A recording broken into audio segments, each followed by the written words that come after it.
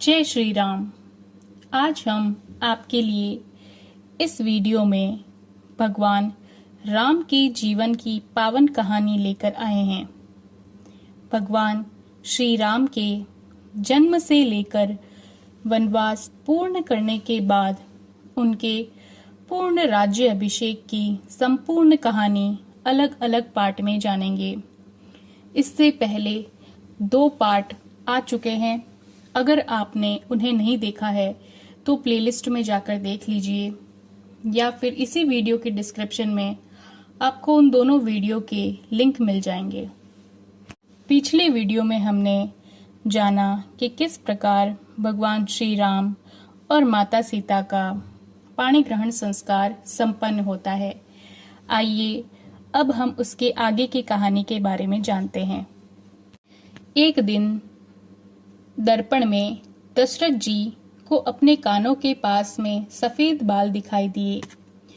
तब महाराज समझ गए कि वैराग्य का समय अब नजदीक आ चुका है, बुढ़ापा आ गया है। क्यों न अब राम को राजा बनाकर अपने जीवन और जन्म का लाभ लिया जाए। और इस मन की बात को उन्होंने अपने गुरु को बताया। तब गुरुदेव ने कहा कि आपकी बात उत्तम है। शुभ मुहूर्त में राज तिलक का अभिषेक कर श्री राम को राजकाज सौंप दिया जाए। गुरु ने कहा कल ही राज तिलक करा दिया जाए। यह खबर पूरे अवध नगर में फैल गई। सबके हृदय में अपार खुशियों की बरसात होने लगी। गुरुदेव ने इस बात को श्री राम को बताया तो उनके हृदय में खुशी नहीं हुई। खेद हुआ कि हम सब भाई एक साथ में जन्मे, खाना सोना खेलकूद यज्ञोपवीत विवाह आदि सब उत्सव साथ में हुए और सब भाइयों को छोड़कर राज्य अभिषेक एक बड़े भाई अर्थात सिर्फ मेरा ही होगा, यह बात उनको अच्छी नहीं लग रही थी। राज्य अभिषेक की खबर से देवताओं का मन डोलने लगा कि यदि ये गद्दी पर बैठ गए तो हमारा काम रह जाएगा। गोस्वामी जी बताते हैं कि देवता कैसे हैं। इनका निवास तो ऊंचा है पर इनकी करनी नीची है। ये दूसरे के ऐश्वर्य को देख नहीं सकते। देवताओं ने माता सरस्वती को प्रेरित किया कि किसी ऐसे को ढूंढो जो कैकेयी की मति को बदल दे और बने काम को बिगाड़ सके और भगवान राम को वनवास भेज दे। मंथरा नाम की कैकेयी की एक मंद बुद्धि दासी थी। उसे अपयश की पिटारी बनाकर सरस्वती उनकी बुद्धि फेरकर चली गई।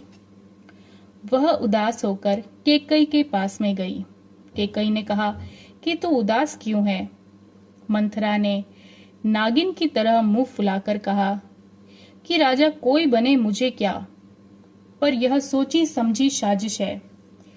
भरत को ननिहाल भेजकर कौशल्या राम का राज्य अभिषेक कराना चाहती है। यह बात आपकी समझ में नहीं आती? इतना सुनते ही एक बार कैकेयी को क्रोध आता है और वह कहती है कि तेरी जीभ निकलवा लूंगी, ऐसी बात दोबारा मत करना। लेकिन मंथरा ने अपनी कुटिलता से कैकेयी को अपने विश्वास में आखिर ले ही लिया और कहा तुम्हारे पास राजा के दिए 2 वरदान हैं, उन्हें क्यों नहीं मांग लेती? तुम अपने पुत्र को राज्य और राम को वनवास, यह दोनों वरदान मांग लो। जब राजा राम की सौगंध खा लेंगे तब मांगना। कैकेयी कोप भवन में जाकर लेट गई। दशरथ को रानी के कोप भवन की बात जब पता चली तो राजा सहम गए। देखा तो लेटी हुई मोटे कपड़े पहने हुए आभूषण बिखरे हुए थे। राजा ने रानी से रूठने का कारण पूछा तो कहा मुझे वे दिए 2 वरदान चाहिए। राजा ने कहा मांगो। तो कहा पहले राम की सौगंध खाओ। राजा ने सौगंध भी खा ली तो उनसे दोनों वचन मांगे।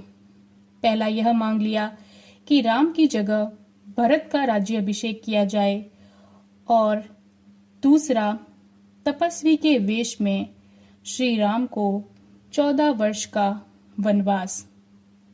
यह सुनते ही दशरथ मूर्छित होकर गिर गए और कहा, हे रानी, दूसरा वरदान मत मांग, नहीं तो मैं जिंदा नहीं रह पाऊंगा। पर कैकई नहीं मानी। इसके आगे की कहानी हम अगले वीडियो में जानेंगे। जय श्री